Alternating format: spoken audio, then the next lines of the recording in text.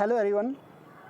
आज हम स्टार्ट करेंगे केमिकल काइनेटिक्स चैप्टर नंबर 4।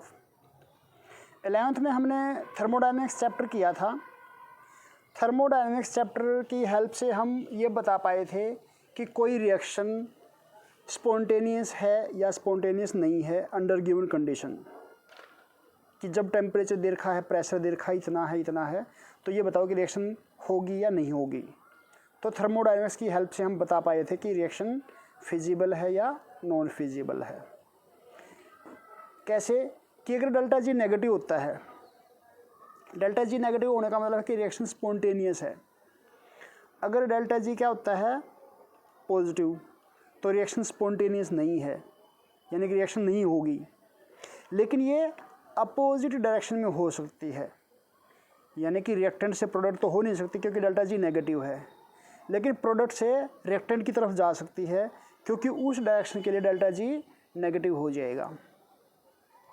और तीसरा, थर्मोडायनेमिक्स ये नहीं बता पाई थी कि स्पीड रिएक्शन की क्या होगी, लिमिटेशन, मतलब थर्मोडायनेमिक्स की हेल्प से हम रिएक्शन का स्पीड नहीं बता सकते, रिएक्शन का रेट नहीं बता सकते, और रिएक्शन का पाथ नहीं बता सकते हम कि कैसे होगी, किन स्टेप्स में होगी, यानी कि उसका हम मैकेनिज्म नहीं बता पाए थे। तो इस प्रॉब्लम को ओवरकम करने के लिए हमारी जो ब्रांच आई केमिस्ट्री की, वो आई केमिकल काइनेटिक्स। जैसे काइनेटिक होंडा है, काइनेटिक होंडा स्टार्ट की थी क्योंकि काइनेटिक का मतलब होता है मोशन। तो केमिकल काइनेटिक्स यानी कि केमिकल मोशन में, स्पीड मोशन, मतलब स्पीड में केमिकल। तो केमिकल काइनेटिक्स क्या है, केमिस्ट्री की ब्रांच है। और ये क्या बता पाने में सक्सेसफुल रही, रिएक्शन का रेट। और रेट किन फैक्टर पे डिपेंड करेगा और किस स्टेप्स में, किन स्टेप्स में रिएक्शन होगी, यानी कि पाथ ऑफ द रिएक्शन को बताने में भी ये जो है सक्सेसफुल रही। पाथ बताने का मतलब है मैकेनिज्म। तो chemical kinetics is the branch of chemistry which deals with the rate of the reaction, factor affecting rate of the reaction and path followed by the chemical reaction, that is it's mechanism. अब rate कैसे हम निकालेंगे, rate, chemical rate. Rate मतलब speed, velocity. अगर हम अपनी speed निकालने की कोशिश करें कि हम जा रहे हैं पैदल और हमने 1 घंटे में जो है 5 किलोमीटर जो है तय किए, तो हमारी स्पीड कितनी होगी, distance travelled upon time taken. तो डिस्टेंस 5 किलोमीटर और टाइम 1 आवर, तो 5 किलोमीटर पर आवर हमारी स्पीड हो गई। ऐसे केमिकल रेट निकालना है, रिएक्शन की स्पीड निकालनी है, तो उसमें हम क्या कहेंगे कि रिएक्टेंट या प्रोडक्ट की कंसंट्रेशन में कितना चेंज आया है upon time taken in second. Change in the concentration of reactant और प्रोडक्ट अपॉन टाइम इंटरवल जो लेना होता है हमें, वो किस में लेना होता है, सेकेंड में। जैसे ये इधर R गिव्स P, जब टाइम 0 है तो R की कंसंट्रेशन जो है 100 है मोल पर लीटर, ठीक है, P 0 क्योंकि बनाई नहीं है। और जब टाइम 10 हुआ तो रिएक्टेंट रह गया मान लो 30 मोल पर लीटर और प्रोडक्ट बन गया 70। तो R की रिएक्टेंट की जो है कंसंट्रेशन कितना चेंज आया, फाइनल कंसंट्रेशन क्या है 30। तो ये देखो नीचे फॉर्मूले में लिखा हुआ है। तो इनिशियल कंसंट्रेशन कितनी है, नहीं ये फाइनल कंसंट्रेशन 30, तो 30 माइनस इनिशियल कंसंट्रेशन कितनी है रिएक्टेंट की 100 upon time taken, time interval, time कितना हो गया 10, पहले कितना था 0, तो 10 माइनस 0। अगर हम इसको सोल्व करें तो ये हमारा -7 आएगा, लेकिन रेट तो माइनस में आ नहीं सकता, इसलिए जब रिएक्टेंट की टर्म में हम लिखते हैं तो माइनस साइन पहले लगा देते हैं ताकि ओवरऑल होके वो पॉजिटिव आ जाए। अब देखो प्रोडक्ट की इनिशियल कंसंट्रेशन कितनी है 0, फाइनल 70, तो चेंज कितना आ गया, फाइनल माइनस इनिशियल, यानी कि 70 माइनस 0, अपॉन टाइम कितना चेंज हुआ 10 से 0 यानी कि 10 माइनस 0, तो यहाँ से भी क्या आ जाएगा ये 7। तो इसलिए हम कैसे लिखते हैं फार्मूला देखो ऊपर, delta R molar concentration of R यानी कि change in concentration of reactant upon delta T यानी कि चेंज इन टाइम। और माइनस साइन क्यों लगाया, क्योंकि रिएक्टेंट की कंसंट्रेशन है जो वो डिक्रीज होती है, और रिएक्टेंट की कंसंट्रेशन डिक्रीज होगी तो नेगेटिव आएगा, लेकिन रेट नेगेटिव नहीं हो सकता, इसलिए हमने माइनस साइन लगा दिया इधर, ताकि माइनस और माइनस प्लस हो जाएंगे। लेकिन प्रोडक्ट की कंसंट्रेशन तो इंक्रीज हो रही है, तो प्रोडक्ट में हमें माइनस लगाने की ज़रूरत नहीं है, तो प्रोडक्ट में तो सीधा delta P upon delta T आ जाएगा। तो केमिकल रेट जो है हमारे दो तरह के होते हैं। वेलोसिटी भी हम जैसे दो तरह की कहते हैं, इंस्टेंटेनियस वेलोसिटी। इंस्टेंटेनियस वेलोसिटी का क्या मतलब है, मान लो हम चलें, बाइक लेके चलें, और हमने जब बाइक स्टार्ट की है उस टाइम पे हमारी वेलोसिटी क्या है 0। रास्ते में गए, ब्रेकर आ गया, वहाँ पे हमने रोक ली बाइक मान लो, या गिर गई, मान लो वो 50वीं सेकंड थी, 50वीं सेकंड पे हम गिर गए और हमारी जो वेलोसिटी है वो 0 हो गई, तो 50वीं सेकंड पे हमारी वेलोसिटी है 0। फिर हम वहाँ से चलेंगे, फिर हमारी 60 किलोमीटर पर आवर स्पीड हो गई, चलते गए, रास्ते में ख़राब रास्ता आ गया, 30 किलोमीटर पर आवर वेलोसिटी हो गई, मान लो 90वीं सेकंड में। तो अलग अलग डिस्टेंस पे हमारी वेलोसिटी क्या हो रही है, चेंज। हमारी वेलोसिटी अलग अलग टाइम पे चेंज हो रही है, तो उस पर्टिकुलर टाइम पे जो वेलोसिटी होती है उसको बोलते हैं हम इंस्टेंटेनियस वेलोसिटी। और एवरेज वेलोसिटी कैसे निकालते हैं हम, एवरेज स्पीड कैसे निकालते हैं, डिस्टेंस ट्रेवल्ड, मान लो हम चल के सोनीपत गए गन्नौर से, तो डिस्टेंस ट्रेवल की मान लो हमने 20 किलोमीटर, और हमें टाइम लग गया मान लो आधा घंटा, तो आधा घंटा यानी कि 1/0.5 आवर, तो 20/0.5 यानी कि स्पीड कितनी होगी हमारी 40 किलोमीटर पर आवर। तो ये एवरेज स्पीड निकालते हैं। ऐसे ही हम केमिकल रेट भी दो तरीके से निकालते हैं, एक एवरेज रेट, एक इंस्टेंटेनियस रेट। एवरेज रेट में हम टाइम इंटरवल ज़्यादा लेंगे कि भी जब टाइम 0 था तब कंसंट्रेशन ये थी, अब टाइम कितना हो गया 50 सेकंड हो गए, तो अब कंसंट्रेशन ये हो गई, तो चेंज कितना आया टाइम में। तो चेंज अगर लेते हैं हम टाइम में तो वो हमारी एवरेज रेट निकलेगा, अगर हम किसी पर्टिकुलर टाइम पे निकाल लें तो वो इंस्टेंटेनियस। तो एवरेज रेट रिएक्टेंट की टर्म में लिखते हैं तो minus delta R upon delta T. फिर इधर क्या लिखा मैंने, T concentration of reactant eight T2 time minus concentration of reactant at time T1 upon T2 minus T1। अब इसके सामने माइनस भी आएगा, ये माइनस आप पुट करना, तो माइनस इसके सामने लगाएंगे हम, क्योंकि कंसंट्रेशन है जो रिएक्टेंट की वो डिक्रीज हो रही, तो माइनस साइन यहाँ पे आएगा। लेकिन जो प्रोडक्ट है delta P upon delta T, product में माइनस साइन नहीं आएगा, तो ये क्या आएगा, concentration of product at time T2 minus concentration of product at time T1 divided by T2 minus T1। तो ऐसे हम क्या लिखते हैं, एवरेज रेट। इंस्टेंटेनियस रेट कैसे लिखेंगे, जब टाइम का जो ये चेंज है वो 0 हो जाए, यानी कि चेंज हो ही ना टाइम पे, हम कहें 50वीं सेकंड पे रेट बताओ, तो उसी पर्टिकुलर टाइम पे जो स्पीड होगी रेट होगा वही इंस्टेंटेनियस रेट माना जाएगा। तो हम इसमें एक मैथ का फॉर्मूला लगाते हैं, limit delta T tends to 0, यानी कि डेल्टा टी क्या होना चाहिए 0, यानी कि चेंज नहीं है, यानी कि 10वीं सेकंड में 10वीं ही है, तो 10 माइनस 10 है तो 0 आ जाएगा वो। तो minus delta R upon delta T minus, अब डेल्टा आर तो शो करता है चेंज इन, ज़्यादा चेंज शो करता है, और अगर हमें पर्टिकुलर निकालना तो डी लिख देंगे हम, D of concentration of R upon D T. तो रिएक्टेंट की टर्म में आ गया ये। प्रोडक्ट की टर्म में क्या लिखेंगे हम, delta concentration of P upon delta T, इसमें भी लिमिट एल टी लिखो या LIM, LIM भी लिख सकते हो, लिमिट की शॉर्ट फॉर्म, या LT भी लिख सकते हैं, LT, delta T tends to 0। तो जहाँ पर डेल्टा है उसकी जगह केवल क्या लिख देंगे हम, dP/dt। अब इससे पहले मैं आपको एक ये डेफिनेशन बताता हूँ, chemical rate. It is defined as the change in the concentration of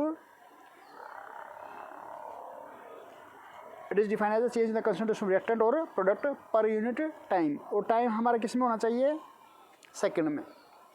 average rate of the reaction is said to be average rate when change in concentration of reactant और product is determined per unit time. इसके बाद मैंने red pen से लिखा हुआ है, for a large interval of time. अगर हम टाइम क्या निकालते हैं, लार्ज इंटरवल वाला, तो ये एवरेज बन जाएगा। और अगर मैं क्या लिख दूँ, लार्ज इंटरवल की जगह क्या लिख दूँ मैं, at a particular instant of time, तो ये क्या बन जाएगा, instantaneous rate of the reaction is said to be instantaneous rate when change in concentration of reactant और product is determined per unit time. दोनों का सेम है यहाँ तक। आगे क्या आ गया, at a particular instant of time. तो एवरेज रेट में हम लेते हैं लार्ज इंटरवल, और इंस्टेंटेनियस रेट में लेते हैं हम पर्टिकुलर इंस्टेंट। अब मैं एक ये रिएक्शन लिखता हूँ, मान लो 2A + 3B gives 5C + ½ D। तो इसके लिए हम रेट कैसे लिखेंगे, देखो अभी हमने इंस्टेंटेनियस एवरेज के बारे में ज़्यादा डिटेल में बताना था, इसलिए हमने बताया। अब आगे हम ऐसे लिखेंगे, मतलब बगैर ध्यान दिए ही लिखेंगे। जैसे अभी मैं क्या लिखने वाला हूँ, यहाँ पे देखो, A है, 2A रिएक्टेंट में है, तो dA/dt लिखेंगे, क्योंकि रिएक्टेंट है तो माइनस लिखेंगे, और 2 कोफिशिएंट है तो डिवाइड कर देंगे कोफिशिएंट से, तो क्या आ जाएगा, -1/2 dA/dt। अब है रिएक्टेंट में 3B, तो B है तो क्या लिखेंगे हम, dB/dt। रिएक्टेंट है तो क्या लिखेंगे हम, माइनस, कोफिशिएंट क्या है इसका, 3, तो क्या लिख देंगे, 1/3। और प्रोडक्ट में आ गया फिर 5C। अब C है तो क्या लिखा, dC/dt, change in the concentration of C upon change in time. और रिएक्टेंट है तो प्लस आ गया, प्रोडक्ट है तो प्लस आ गया, कोफिशिएंट 5 था तो 1/5। अब आगे फिर 1/2D, 1/2D में D है तो क्या लिखेंगे हम, change in the concentration of D with respect to time, तो D of concentration of D/dt। अब इसका कोफिशिएंट 1/2 है, जो भी कोफिशिएंट हो उस कोफिशिएंट को क्या करना होता है, रेसिप्रोकल। तो इसका जो है 1/2 का रेसिप्रोकल क्या आ जाएगा, 2। तो इस तरह से हम लिखते हैं। और लिमिट, इसकी यूनिट क्या होगी, यूनिट ऑफ रेट। तो यूनिट के लिए जो ये फॉर्मूला देखो, change in concentration of reactant और प्रोडक्ट, यानी कि रिएक्टेंट की या प्रोडक्ट की कंसंट्रेशन कैसे लिखते हैं, मोल पर लीटर, और टाइम किस में लिखना है, सेकंड में। तो ऊपर तो है मोल पर लीटर और नीचे क्या है, सेकंड, तो ये हो जाएगा मोल पर लीटर पर सेकंड। तो यूनिट जो है वो आ गई हमारी इधर, यूनिट ऑफ रेट, मोल का ना m स्मॉल आएगा, ये MOL, मोल पर लीटर पर सेकंड। अब एक जो है न्यूमेरिकल है, rate of disappearance of hydrogen is 30 mole per litre पर second. Find rate of disappearance of nitrogen and rate of formation of ammonia. तो रिएक्शन क्या है, N2 + 3H2 गिव्स 2NH3। इस रिएक्शन को हम बोलते हैं हैबर्स प्रोसेस। जो हैबर्स प्रोसेस होती है उसमें ये रिएक्शन होती है, अमोनिया की प्रिपरेशन को अमोनिया की जो मैन्युफैक्चरिंग करते हैं वो इसी रिएक्शन से करते हैं, तो वो हैबर प्रोसेस में यूज़ होती है। तो इसको हम कैसे लिखेंगे, जैसे N2 है, पहले हमने लिखा था A और B, अब क्या लिख लिया हमने, नाइट्रोजन और हाइड्रोजन। तो change in the concentration of nitrogen with respect to time, यानी कि डी ऑफ N2/dt।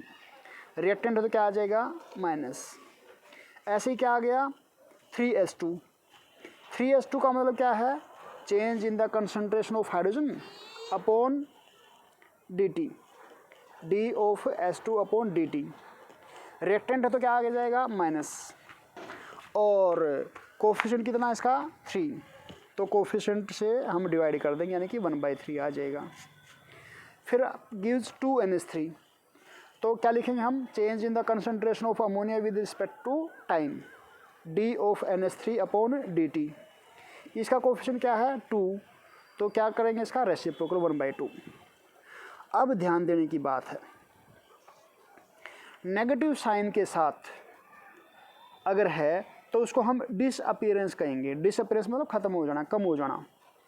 रिएक्टेंट तो कम ही हो जाते हैं ना हमारे, तो रिएक्टेंट के लिए वर्ड यूज करते हैं हम rate of disappearance of nitrogen. तो माइनस साइन को लेके लिख देंगे हम rate of disappearance of nitrogen equal to 1/3। 1/3 लिख दिया हमने। जो देखो ऊपर मैंने सर्कल कर रखा है माइनस के साथ ds2/dt, तो जिसको मैंने सर्कल कर रखा है उसको लिखेंगे हम rate of disappearance of hydrogen. 1/3 यूँ का यूँ, क्योंकि माइनस साइन है इसलिए डिसअपीयरेंस आ जाएगा, इक्वल टू 1/2 यूँ का यूँ, जो बचा हुआ है उसकी जगह क्या लिखेंगे, क्योंकि अमोनिया प्रोडक्ट में है तो क्या लिखेंगे rate of formation of ammonia. Minus sign को इंक्लूड करते हैं तो डिसअपीयरेंस आएगा, अगर प्लस साइन है तो उसके लिए फॉर्मेशन आएगा, तो rate of formation of ammonia आ जाएगा इधर। अब क्वेश्चन को पढ़ो। Rate of disappearance of hydrogen is 30 mole per litre पर सेकेंड, तो यहाँ पे इसकी वैल्यू पुट कर देंगे 30। हाइड्रोजन की डिसअपीयरेंस दे रखी है, तो अब यहाँ नीचे आ जाओ इधर। तो ये जो रेट ऑफ डिसअपीयरेंस है हाइड्रोजन की, ये कितनी दे रखी है हमें 30, तो इसकी जगह 30 पुट करेंगे और 3 से ये कैंसिल हो गया 10 आ जाएगा। दोनों तरफ के राइट हैंड साइड और लेफ्ट हैंड साइड किसके इक्वल हैं 10 के। तो यहाँ से अगर हम देखें इस रिलेशन से तो रेट भी किसी के इक्वल है, तो रेट भी कितना आ जाएगा 10। Rate of disappearance of nitrogen भी इसी के इक्वल है, तो रेट ऑफ डिसअपीयरेंस भी कितना आ जाएगा 10। अब राइट साइड वाला देखो, राइट में है half into rate of formation of ammonia.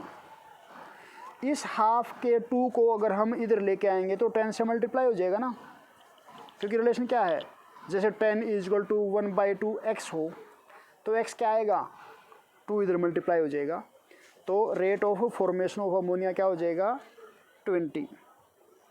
तो rate of disappearance 10, rate of reaction भी 10 और rate of formation of ammonia हो जाएगा 2 से उधर मल्टीप्लाई होकर 20। अब एक न्यूमेरिकल है a + 4b gives 3c + 5d।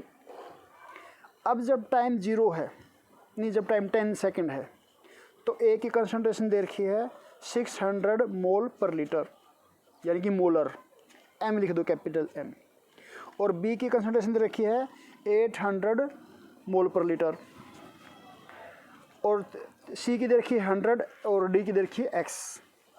और जब टाइम 20 हुआ 20 सेकेंड, तो A की कंसंट्रेशन Y, B की Z, C की 310 और D की 700। Find X, Y and Z। अब इस रिलेशन को देख के जो ये इक्वेशन दे रखी है, रिएक्शन दे रखी है, इस रिएक्शन को देख के हम रेट लिखेंगे। कैसे लिखेंगे रेट, देखो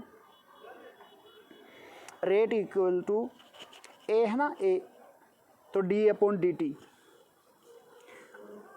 डेल्टा वाला फॉर्मूला वैसे हमें लिखना चाहिए यहाँ पे इसका, तो कोफिशिएंट इसका कोई नहीं है तो कुछ भी नहीं आया, रिएक्टेंट है तो नेगेटिव, 4b है तो -1/4 dB/dt, और C के लिए क्या लिखा dC/dt, प्रोडक्ट में है तो पॉजिटिव, और कोफिशिएंट 3 है तो 1/3, और D क्या है 1/5, D के साथ 5 है तो 1/5, प्रोडक्ट है तो प्लस, तो dd/dt। इसको हम चेंज की टर्म में लिखेंगे, चेंज मतलब final concentration minus initial delta की टर्म में। तो डी ना लिख के हम क्या लिख सकते हैं, क्या लिखना चाहिए हमें यहाँ पे, ΔA/ΔT। और डेल्टा मतलब final concentration, concentration of A at time t2 minus concentration of A1। जैसे ए की कंसंट्रेशन क्या फाइनल y, तो y माइनस 600 आएगा, बी में क्या आएगा z माइनस 800, सी में क्या आएगा 310 माइनस 100, डी में क्या आएगा 700 minus x divided by time taken. Time कितना आएगा 20 माइनस 10। तो सभी में हमने क्या किया, y माइनस 600/20 माइनस 10, दूसरे में z माइनस 800/20 माइनस 10, तीसरे में 1/3 310 माइनस 100, नीचे 20 माइनस 10, फोर्थ में 1/5 तो था ही 700 minus x divide by 20 minus 10। तो अब ये जो 310 वाला था इसको सोल्व करके हमारा ये 7 आ जाएगा, क्योंकि सारी चीज़ें देखी ना इसमें थर्ड वाले में, तो ये सोल्व करके 7 आ गया। अब इस 7 को सभी के साथ इक्वेट कर दो, पहले वाले के साथ इक्वेट करोगे तो y की वैल्यू निकल जाएगी। ये देखो मैंने इक्वेट कर दिया, पहले वाले के साथ इक्वेट किया 600 माइनस y/10 इजल टू 7, दूसरे के साथ इक्वेट किया 800 minus z/40 equal to 7, fourth वाले के साथ इक्वेट किया 700 माइनस x/50 इजल टू 7। तो ये ऐसे हम यहाँ से y, z और x निकाल सकते हैं। और एक न्यूमेरिकल और ये है, इसका स्क्रीनशॉट ले लो और इसको करके देखना, वैसा ही क्वेश्चन है जैसे हमने ये किया है। ओके नेक्स्ट, एक थोड़ा सा डायग्राम है हमारा लास्ट बस कि हम इंस्टेंटेनियस और एवरेज रेट कैसे निकाल सकते हैं। जब हमारा रिएक्टेंट है तो रिएक्टेंट की कंसंट्रेशन क्या होती जाने लग रही है। देखो ये रिएक्टेंट जो है ना वो लीनियरली डिक्रीज नहीं हो रहा, एक्सपोनेंशियली डिक्रीज हो रहा है रिएक्टेंट की कंसंट्रेशन।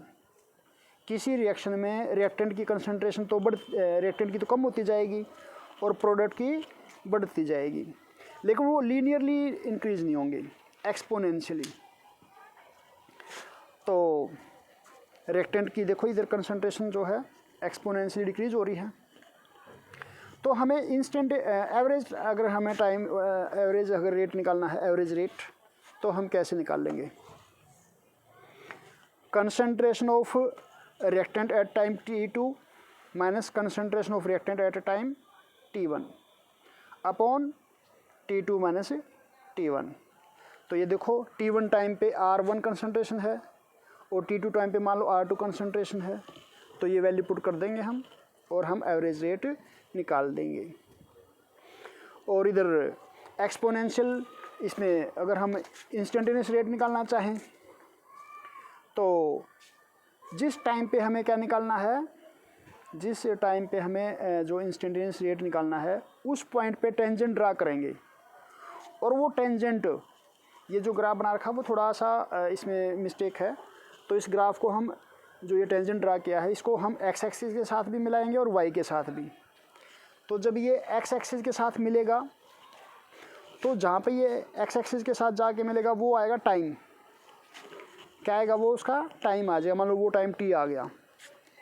और वाई एक्सिस पे जाके जहाँ पे मिलेगा ये वो कंसंट्रेशन मान लिया आ गया हमारी आर, तो इंस्टेंटेनियस रेट आ जाएगा हमारा R/T।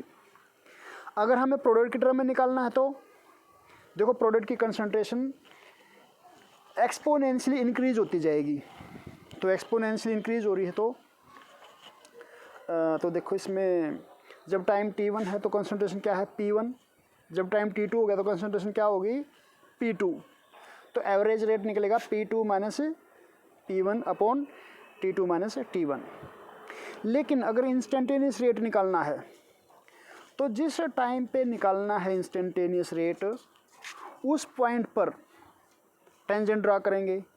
अगर हम टेंजेंट ड्रॉ करेंगे तो वो टेंजेंट वाई एक्सिस को जाके तो मिल सकता है, यानी कंसंट्रेशन तो निकल सकती है, लेकिन टाइम वाले एक्सिस पे तो मिलेगा नहीं। तो इसलिए हम टेंजेंट ड्रा नहीं करेंगे, हम टेंजेंट इस तरह से ड्रा करेंगे। ड्रॉ तो कर रखा हमने टेंजेंट, लेकिन पूरा ड्रॉ नहीं कर रखा। मान लो जो पॉइंट है उस पर टेंजेंट ड्रॉ किया है, तो उस पॉइंट के दोनों तरफ लेफ़्ट और राइट मान लो 3 सेंटीमीटर बढ़ा लिया हमने, या मान लो 4 कर लिया, इक्वल डिस्टेंस दोनों तरफ जाएंगे। जो पॉइंट जाके मिलेगा इस पे कर्व पे, वहाँ पर हमने टेंजेंट ड्रा करना है। उस टेंजेंट के दोनों तरफ बराबर डिस्टेंस लेके जाएंगे और वहाँ पर ये राइट एंगल ट्रायंगल ड्रॉ कर देंगे। तो जो ये P दिखा रखा है, यहाँ से यहाँ तक का जो चेंज है वो कंसंट्रेशन P की आ जाएगी, और जो है एक्स एक्सिस के पैरेलल है वो क्या आ जाएगा हमारा टाइम। तो इस तरह से हम P/T इंस्टेंटेनियस रेट निकाल देंगे। तो ये हमारा था first lecture of chemical kinetics. Next lecture जो है उसमें हम पढ़ेंगे order and molecularity. Thank you, have a nice day.